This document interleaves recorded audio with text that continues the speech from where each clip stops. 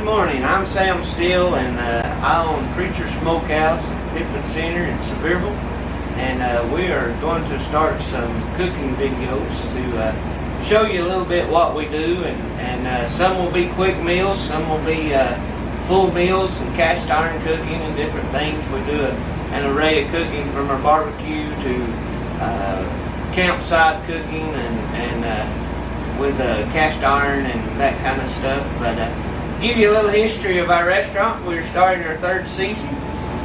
We are a barbecue smokehouse. We do all the basic barbecue things, and we started out of a whim, really. I pastor a little congregation called Sevierville County Missions Church, and for years we have cooked for disasters and for working folks and just anybody that needs a meal, and we needed a little kitchen to do our free meals in, so we took a little building up here on Pittman Center Road and built a kitchen in it, and started doing our meals. And people would ask the questions when we were going to open a restaurant. We never dreamed of that, but as time allowed and the Lord allowed, we opened the smokehouse, and we've really been blessed ever since. And so this is our next step. We're just going to try to share some of our cooking tips with you. I'm not a chef by any means, self-proclaimed pit boss, I guess, but we have learned a lot of things along the way, and we just want to spend some time with you and see if we can't pass a few things along that we've learned. But we thank you for tuning in with us, and we'll be right back.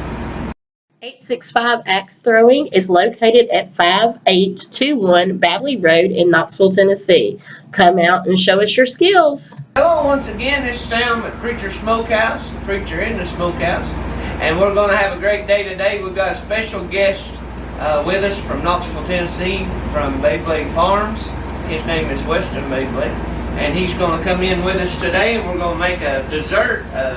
We're going to make Sopapillas, which is a puff pastry. We're going to do that for you as we talk. But Weston, good morning. Well, good morning. First, I want to say thank you to Sam and Preacher's Smokehouse for having us out. But my wife Penny and I are starting 865 Axe Throwing at our farm, Beyblade Farms in Knoxville, Tennessee. We've been around for about 100 years, and we're just trying to keep going for another 100 years. And axe throwing and events and food trucks and weddings and all kinds of great stuff that are in our future, and we're just excited about it. And again, thank you. And I bet you didn't know this, but my wife's favorite dessert is Sopapillas. That's all right. Maybe you can take her some home after She'll a while. be jealous that she isn't here, so.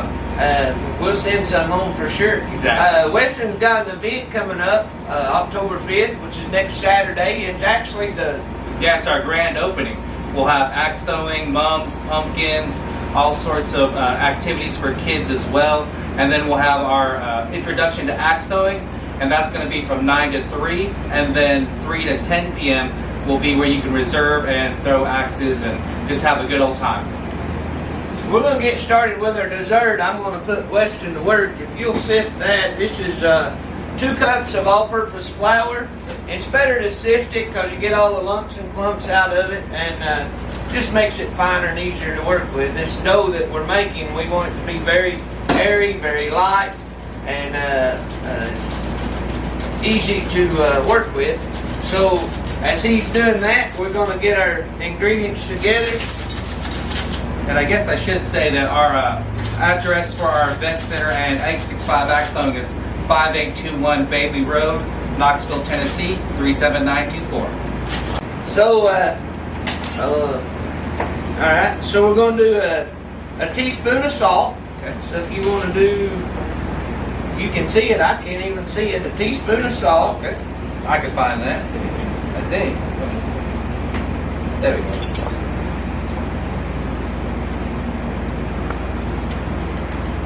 I run across this recipe, of course, on the internet, and I'm going to make it my own. But I love sweet stuff, and so I'm always looking for a new dessert of some kind. He's having much trouble with the salt as I would. That's alright. I'm just trying to figure out which way to do it. Oh, and I keep spilling it, but that's okay. That's just part of the show. Yeah. Alright. Oh, now I got it. Alright, here we go. Alright. Alright, so that's our salt. Okay. Now we need a tablespoon of baking powder. Tablespoon tablespoon of baking powder. Yes. The recipe called for Crisco, but we're using good old hog lard. Well, that's my favorite. You can't beat fresh lard. We never said it was a healthy recipe, just a good tasting recipe. Okay. So we're going to do 2 tablespoons of Crisco, or as we say today, lard. Okay. Tablespoon. Now, do you have the best trick of getting this out, or will it just fall out? No, you'll have to use your finger. Wait, I think it might come. Oh, there we go. And I forgot a utensil. Teamwork. Yes. Teamwork. All right, there we go. One. So you need 2 of those. Okay. And secretly, I've always wanted to learn how to make this, so this is perfect. All right.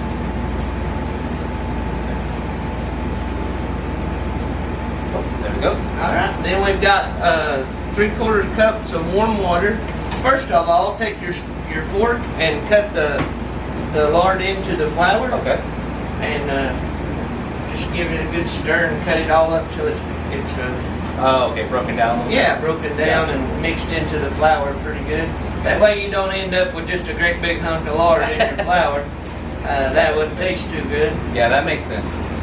So you can use they make a pastry cutter for that you can stir it with, or use your hands, or whatever's easiest for you. No need to get fancy on us now. No, this is a smokehouse. We do a lot of outdoor cooking, a lot of camp cooking, and we do benefits and men's retreats and things. We go to the river and cook trout for folks and do different kind of things like that. So we're accustomed to working outside and working with less than the normal utensils and things that you would normally. I always forget stuff.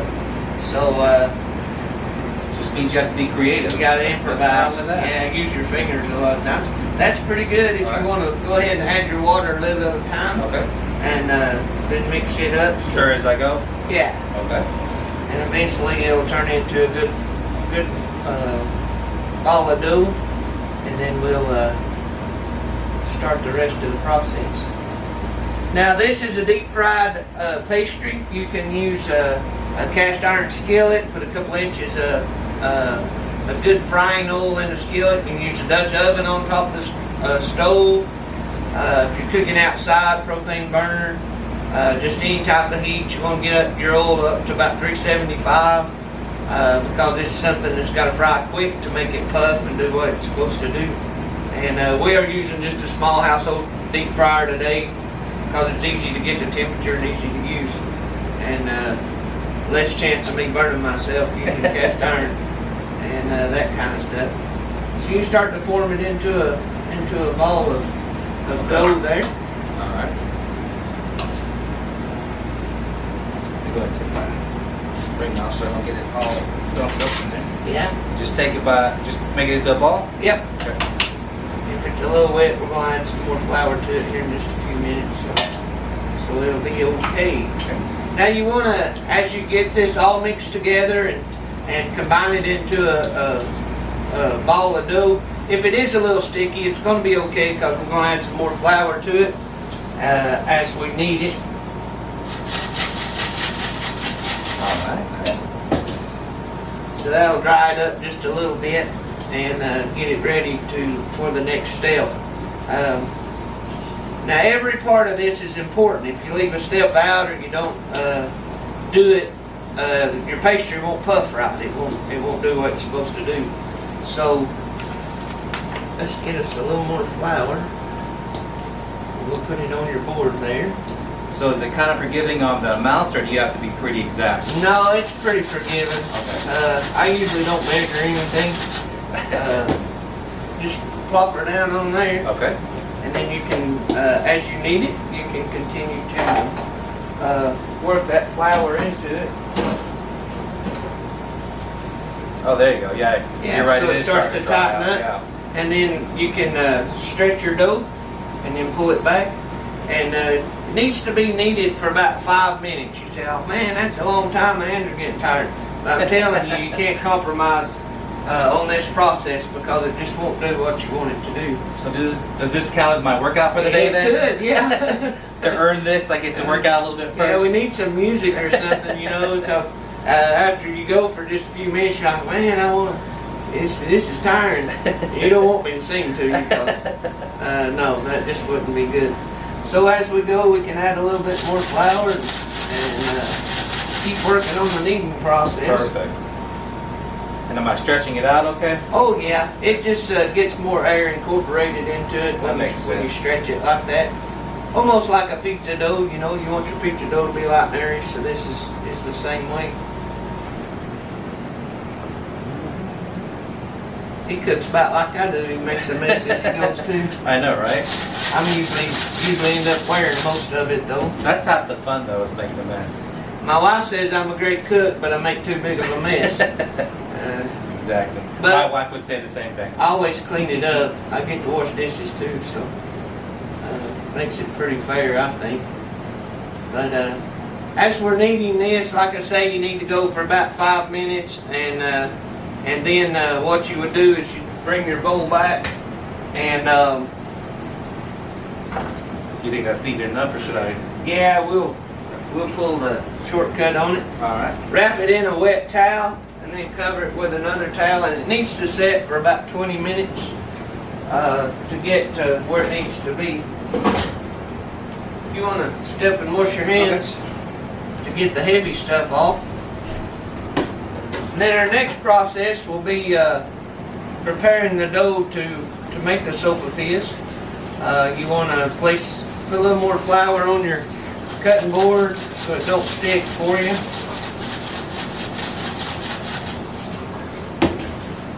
And when your rising time, when your setting time has expired, about 20 minutes, you can bring your dough out and just place it on your rolling pan.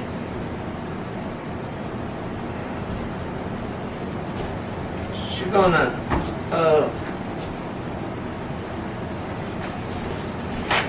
we're really prepared. That's all right. It's just like any other regular kitchen. You gotta make it go. So you just bring your dough to your cutting board. You want to roll it out to about an eighth of an inch thick. You want it to be pretty thin, less than a quarter, and down to an eighth. And I forgot something else.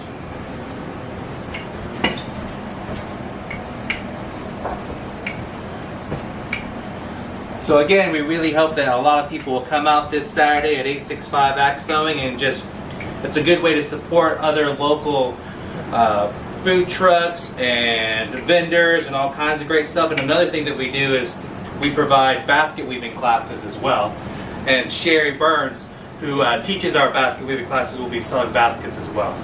So a little thinner. Okay. You can stretch it out a little farther. And I believe that Sherry Burns is your sister, right? She is my sister. And so that'd be a good connection. She's a very talented basket maker. She has done it for a lot of years. And she has a lot of different styles, a lot of different colors, and she does an amazing job. She really does. Her daughter Catherine is also a basket maker, and they will be together. They've taught a few classes, I think, at your farm. We're on our 4th, and we do it on a monthly basis. So well, all right. Keep an eye out on our Facebook page for the next class. You might want to check out a basket weaving class at Big Blake Farm. So what we're going to do is just going to square this up a little bit. You want to do that for me, Weston? All right. And I would have to get him the dough knife. That's all right. Makes me work a little extra hard. That's okay. Like I said, I want to earn this sopapilla. So. Anything gets done around here, you earn it. So if you want to cut it in about 3-inch squares, okay.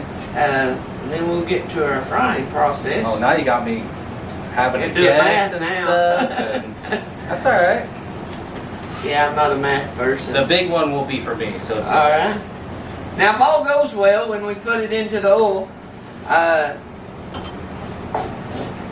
it takes just a second, and one of the major things that you got to do is once you drop it into the oil, you need to have you a good solid metal spoon, and you have to put the oil on top of your your dough, or it won't do what it's supposed to do. So when you put it in for just a moment, it'll start to rise to the top of your oil, and then you start to splash the oil on top of your pastry.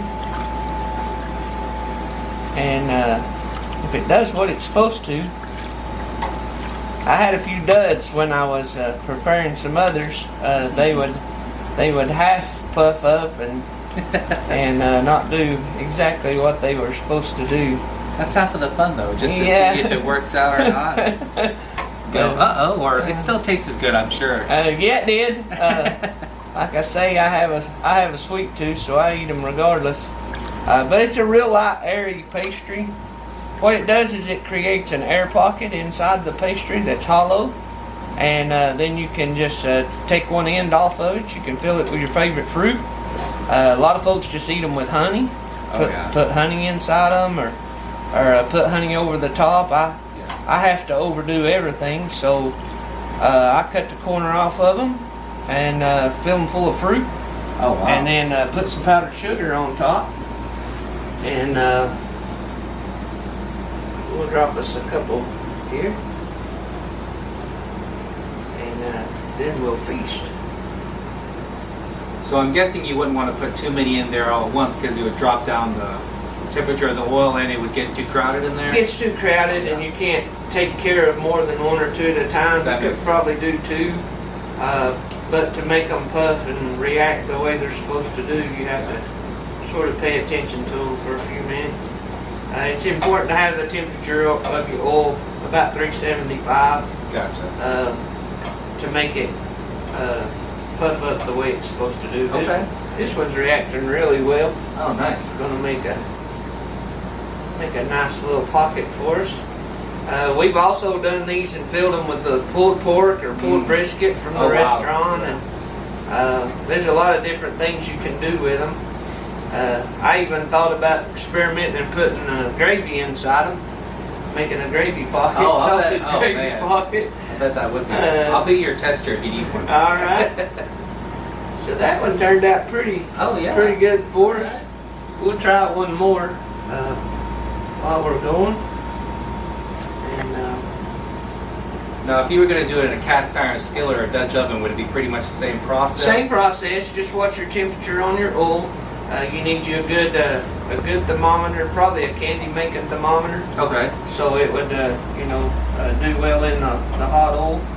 And but the same process. You just have to really be careful in an iron skillet about splashing. Oh, that makes sense. Because if you've got it on an eye or if you've got it on a burner, if you were to splash out, it could cause a fire. Yeah. That's the reason we like this deep fryer pretty good for it, so you don't have an open flame or you don't have a hot eye that can be splashed on. Yeah.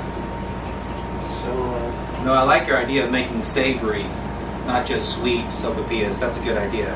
Yeah, we've tried a lot of different things. We've done empanadas with our with our pulled meat and different things, and so.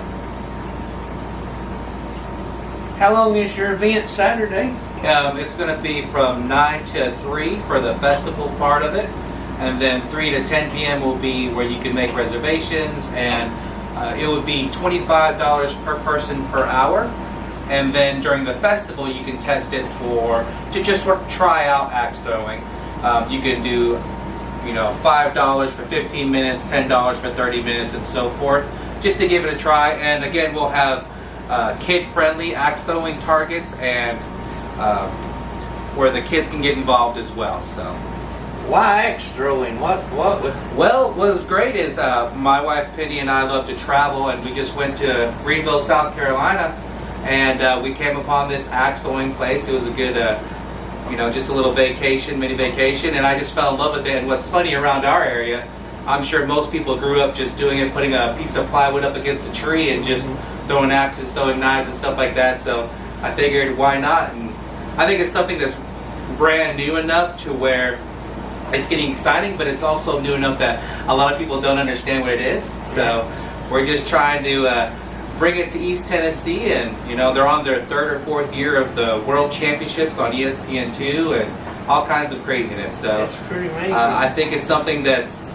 a little dangerous, but it's also something, you know, you kind of, if you learn from your coaches and, you know, take it seriously, and safety is the main important aspect of the whole thing, I think it's going to be a great time for everyone. I think it will be. I look forward to it. Hopefully we're going to get to be there. Yeah, we hope you will too, but we understand other things as well. So if not this time around, you'll definitely be out, I'm sure. We will. We'll make it a point to be for the next event. Exactly. So we're going to finish this one up here, and so we've let these dry, and we're just going to take a Ziploc bag and use it sort of as a popping bag. So we'll cut the corner. We'll try again. Oh, there we go. We've got a. That's another thing. If you get your dough too thick, it won't create a big enough pocket for you to actually put stuff in. So you want to keep your dough light and airy as you can. And I know that's a little messy, but That's all right. hey, I think this is the kind of dessert you can be messy with and everyone will understand. I think so. So we'll put it right there. What kind of filling is that? That is just, we used unsweetened applesauce. Why did you use unsweetened applesauce? That's what we had. And but we sweetened it. We put a little sugar in, Nice. and a little cinnamon, and we put the top on with a little bit of powdered sugar, and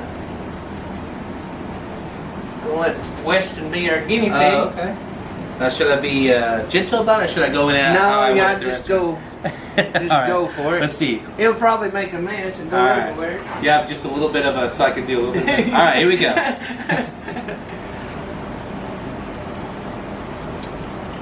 That's delicious.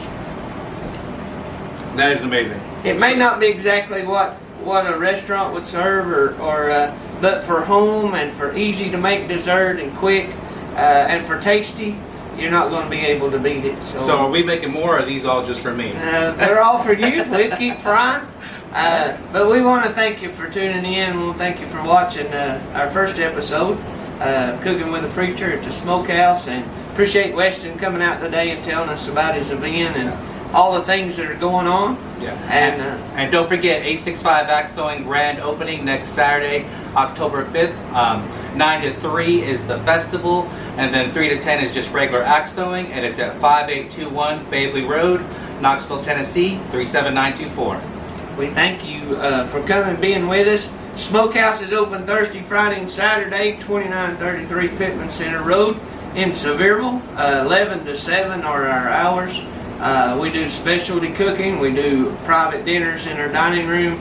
We'll do whole hogs for you for special occasions. You can find us on Facebook, Preacher's Smokehouse. We thank you for tuning in. Have a blessed day. Thank you.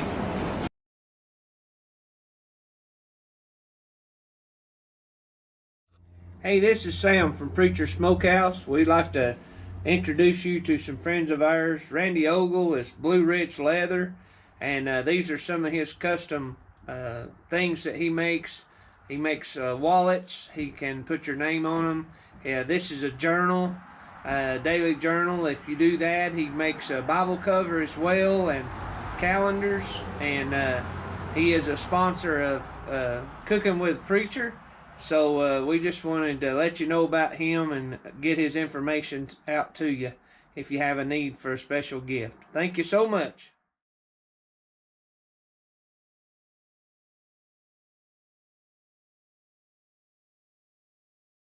We just want to come to you for a minute, mention some friends of ours. They've been helping us with the cooking videos and doing the media for us and the production. And man, we're thankful because I've tried it myself, and I'm no video producer. So if you ever have a need for that kind of media and for that kind of help, we want to send you over to Right Angle Technologies. All the information will be listed below. They do a great job, timely manner, and they'll take care of you the best they can. So if you ever have that need, Right Angle Technologies. Thank you.